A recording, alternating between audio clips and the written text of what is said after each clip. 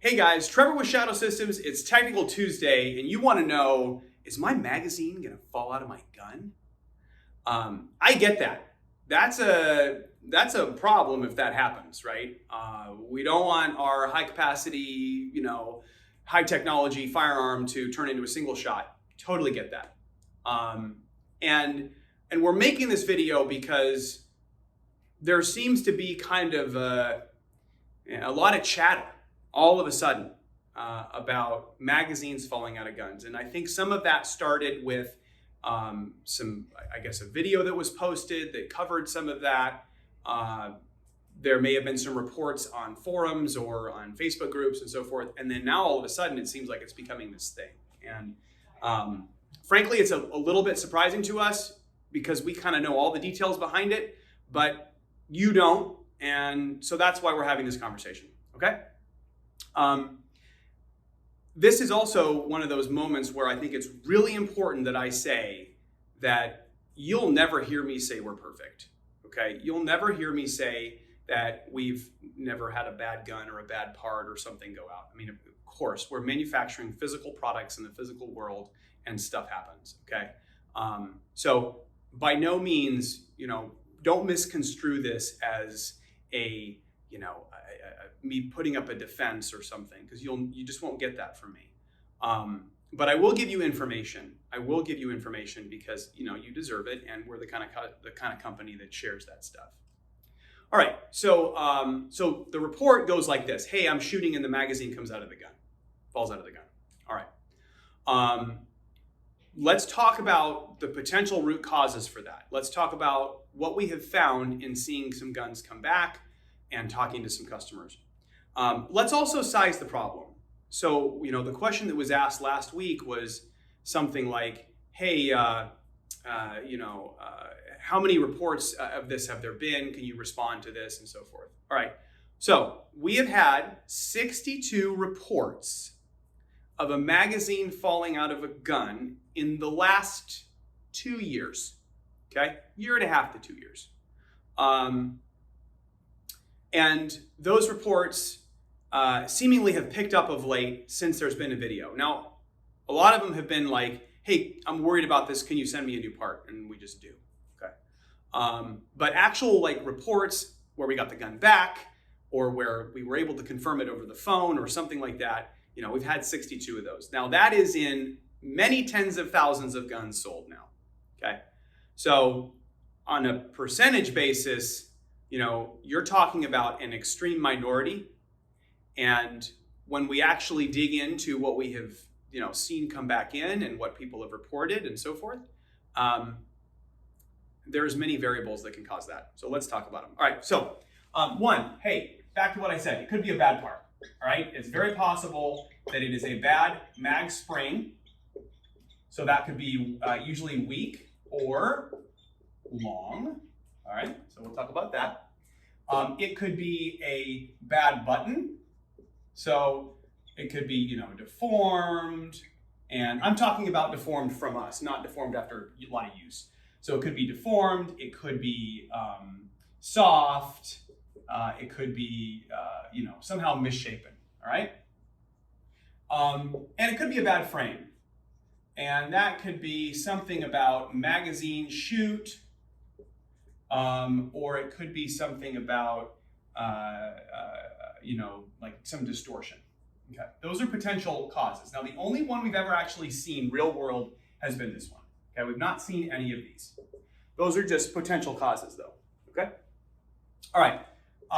So after the bad part, I'll just go right to the next one. All right. So we've gotten this out of the way, and we'll talk more about it. Shooter. All right. So this is where I should also add that it becomes a little bit difficult, because we don't want to say, hey, you're pushing the mag button with your hand. And I'm not saying that's happening in every case, but it is happening in some cases. And so what can happen is, the gun is slipping in the guy's grip or girl's grip, and the palm of their hand pushes the button in. This is also the moment where I mention the, button is slightly extended. Now, it's not much, okay? I want to say it's like 20 thousandths above what you might call a stock button. So it's not that much bigger, but it is a little tiny bit bigger, and that additional height can cause your hand to make contact with it. All right. So, these two factors, they can almost kind of be combined. Right? Okay. The other one that has been the root cause for a lot of this has been heavy/worn magazines. And I'm going to put not PMags. All right. So let's get a little bit detailed here. The magazine that we ship with the gun is a PMag. It is a long fiber nylon, very hard material. Okay.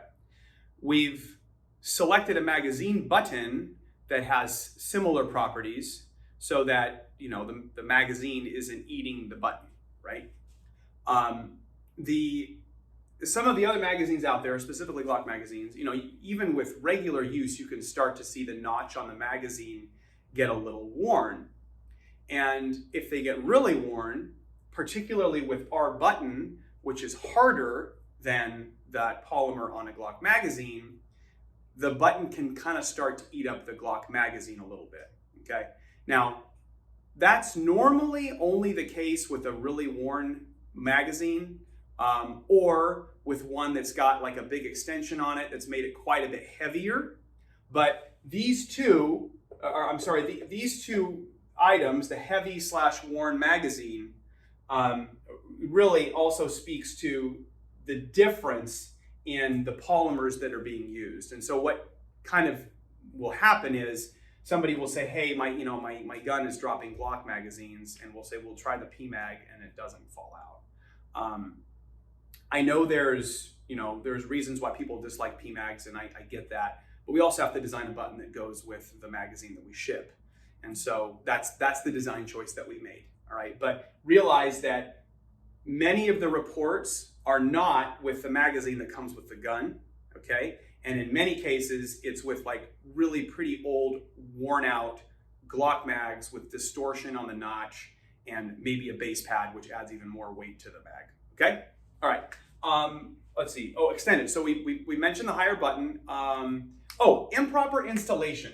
All right, this is one that's not well understood, I don't think, but I want to mention it. Okay, so if you look down inside the frame, there's this kind of V-shaped area that has a cylindrical opening below it, okay? And that cylindrical opening goes down into the plastic of the frame, and that is where the spring is seated, okay? And that spring is it's a stick. It just looks like that. And so that spring goes up in the frame like this, and if this would be like for a right-handed installation, and it goes up into the body of the magazine button and provides spring force that's forcing the magazine button that way, okay? So this spring needs to be able to move freely back to the center. And we have seen cases where people have taken their magazine spring out, and when they put it back in, they didn't force it straight down, or maybe they had a spring that had like a really sharp corner or something. And as they put it down into this hole, they've raised a burr of plastic along the side of the hole, and they've effectively filled in the bottom of the hole. So that then means that the spring isn't going as far down into the hole. And when that happens, it can't quite get back to fully upright because it ends up sort of crashing into the ceiling right here on the way back, which then means that the magazine button isn't really fully returning back to its start point, and the notch that's grabbing the magazine isn't afforded full engagement. So when you put a magazine spring in, a couple comments. One is, it's not a bad idea actually just to put a little drop of oil on it, just to be safe, right? If you notice the end of it's really sharp, pass it over a file or a stone. It shouldn't be, but I'm just, it's an ounce of prevention and all that, right? And then after you install the button, you got to push on it right here with your thumb, because if you push on it on the side, so this is the release side, this would be the back of the button. If you push on the back of the button, you really shouldn't feel it sponge at all. It should be like rock solid, held fully against the frame. That's another way of making sure that that spring is getting full contact, sufficient space rather, and that the button is getting full contact. All right, so improper installation of the spring can actually cause the magazine button to not move far enough, to not engage fully, and frankly, it also deadlines the frame. Frame's basically garbage because you have no hope of getting that out of there. So we have had some guns come back where somebody's taken the magazine spring out and put it back in, and you can see the evidence of like all the damage inside the frame where they've kind of missed and they've kind of nicked this spot or whatever with the tool, and the button is now not fully returning. Okay? All right. And then the last one is an obvious one, but it's actually been pretty crazy, some of the ones that have come back. So just worn out. All right. So just crazy worn out button that's got like, all like the edge that grabs the magazine is like totally rounded off, and they've just done 10 million billion, speed reloads or practice or sat watching TV and took the mag in and out or whatever. I don't know. But we've also just seen buttons that are totally worn out. Okay. All right. So let's go back to the, like the things that shadow systems can control. Okay. Because we want to obviously do the very best that we can for you. So this issue has been known for a very long time. In fact, it's been known since kind of late 2019 that this could happen. So around that time, we actually shortened up our magazine springs by about 10 thousandths just to give a little extra play and space in there. So I guess, that's something we've done in the past. I would suspect that's helped in cases where somebody's installed it wrong, but it's still possible. Again, if you're not pushing straight down, if you're pushing it in an angle, or it's got a burr on it or something, it's still possible to mar up the frame. But we have made some revisions to that, okay? Let's see. So that's that's just the comment about the long spring thing. Okay. We've also, by the way, gone through a few iterations of springs through our history of different materials we've tried. But there's no real correlation. They're all good. They're all strong. We were mostly looking at corrosion resistance and stuff like that. Okay. Bad button. All right. So this has happened. Okay. This has happened. And sometimes it's hard, by the way, when there's a bad button, it's kind of hard to tell if it's this or if it's this worn out or something that we did. But that has happened in the past, and we do have a little more QC now for that. So we are checking the hardness of the buttons when they come in. It's just an additional test. It's probably not going to reveal a whole lot, but it's we want to focus in on this, and that's one of the things we're doing. Okay. And then this decision, right? This was a design decision. My criteria normally for a extended button is I want to be able to set the gun flat on a table. So if the gun is sitting like this on a table with a full magazine, I don't ever want a button that's extended long enough to where you can grab the gun hard against the table and push the button in far enough for the magazine to fall out. I mean, this is something you used to see all the time in competition, guys that have a big old open gun with a crazy long extended button on the side of it, and it would be like a stage where you start a table and they grab the gun and the mag falls out, right? So we've always used that kind of as our reference point of, okay, it can be extended, but it can never be extended enough that if you push the frame down when it's flat on a table, the magazine will come out. However, that was a design choice to give everybody a little tiny bit extra meat, right, to grab the button. And now maybe that's not the right choice. Okay, so we are actually talking about doing another button that's a little bit lower, since it seems like a lot of these cases have been the shooter hitting it with their finger, or their palm. So we are going to do that as well. There is one other thing that I actually want to talk to you guys about and get your feedback on. I hate stuff like this, so I'm like, screw it, let's make it out of metal. Let's make the button out of a solid piece of steel. Nitride it hard, and it'll devour every mag out there, but it'll never round over. Like the potential for this or this goes to 0. The potential for wearing out the magazine maybe goes up a little bit. So that's a choice that we have to make. But I mean, I may do another button just to have an option. But again, I think, you know, the steel button is probably going to lead to some really badly worn out magazines, and so there's that balancing act that we come to. Okay.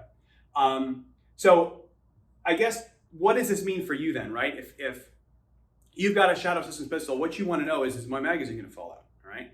Here's what I suggest you do. So what we always tell people to do, and I don't think everybody does this, but what we always tell people to do is load up the gun with a full magazine, because the weight does increase the amount of, you know, inertia that the magazine has wanting to stay stationary and the force on the button. So load up a full magazine, okay, and go to the range and shoot the gun one-handed, right? Because then you're eliminating the possibility of hitting the button. So, you know, shoot 10, 15 rounds one-handed, and that magazine shouldn't fall out of the gun in that scenario. Unless it's some worn out magazine with a, you know, a notch that's all deformed and, you know, maybe a great big base pad or something. Like put the magazines that come with the gun in there and then go shoot it one-handed. All right. 99.8% of the time, I think it's maybe 0.008. I can't remember, but that solves it, right? That solves it. And then it's a question of technique, or maybe should you put a different button in the gun that's a little lower or something like that. But by all means, start there, okay? If you go do that, you know, and you don't have an issue, it's highly unlikely that you will ever have an issue unless you take the button out and put it back in, or somebody else does and it's installed wrong, or it just wears out, which certainly can happen, okay? But short of those two things, if the magazine's not falling out of the gun when you go do that test, there's really not a lot else to talk about. I will say this though, this is enough of a concern for people that if you're a Shadow Systems pistol owner and you want a button from us, a brand new latest generation button, I'll send you one button, okay? So we've got plenty of them, and I'll send you a brand new button. And if that makes you feel better, or maybe yours is worn out or whatever, we'll send you a brand new button. It's probably not going to be any different than a button you've had in the past, but I mean, if that's something that would make you feel more comfortable, or you just want to have a fresh one, by all means, let's do that. All right, happy to do it, no charge. We'll just mail it to you. Give us a call. However, you know, you got to go install it, and what you don't want to do is take a fully functional, perfect gun, and then in the course of, you know, putting in your new button for peace of mind, create a whole problem where you raise a burr of plastic in the bottom of your frame and damage it, or just chew this thing up. I mean, you know, sometimes people really chew it up. And so take your time when you remove that spring, if you ever do change a button out, and use the right tool, which is a screwdriver, but still use it carefully. So, okay. I hope that was informative. Again, we're never perfect. We have had stuff like this happen, okay? But like I said, the numbers are really, really low. And if you're worried at all and you want a latest generation brand new Shadow Systems mag button, call our customer service, send us an email with your serial number so that, you know, we're going to track it, like, hey, we've sent a free button to this gun. And we will send you one, and you know, that maybe will make you feel better. But that's what we know about this. Again, go shoot it with a full mag in one hand, just to make sure that there's not something going on if you are concerned. And pay attention to the heavy worn out mags problem. Pay attention to the spring installation if you ever do take this thing out of the gun. Okay? All right, I hope that was informative, and we will talk to you guys again next week. Thanks a lot.